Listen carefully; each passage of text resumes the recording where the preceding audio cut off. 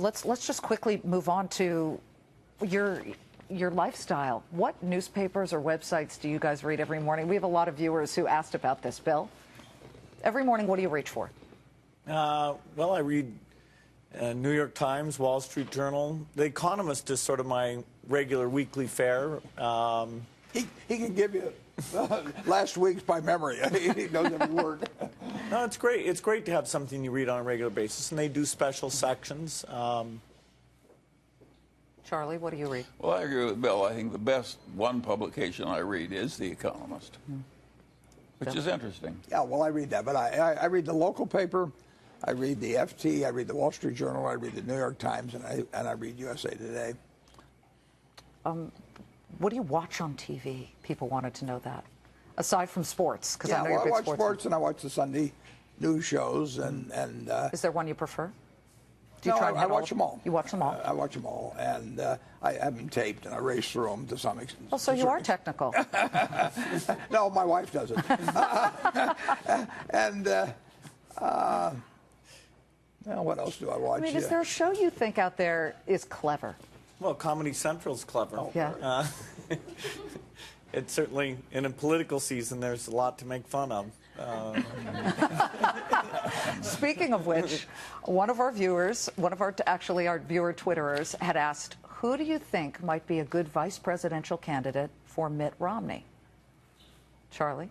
I haven't the faintest idea. I have some people I don't think should qualify. Who? Oh, I'm not going to say. I was hoping you'd ask him. It'd be a long list.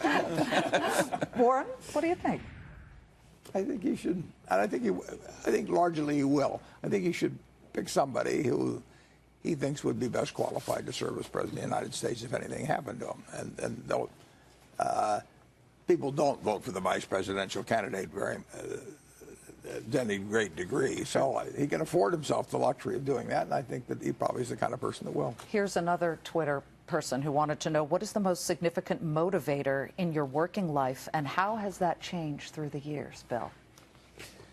Well, I've kind of shifted from the innovation at Microsoft, which are great digital empowerment things, to helping the poorest. And so figures like how many less children died this year than last year, pretty exciting to see that we're getting that number down. Still a lot of science, but it's aimed at the poorest now. Warren, your biggest motivator? Oh, just running Berkshire. It's fun every day, and it's a never finished painting, and it's always got enough twists and turns in it to make it interesting. So I know I'll have, I could be my age and retired, and I'd spend all week planning my haircut.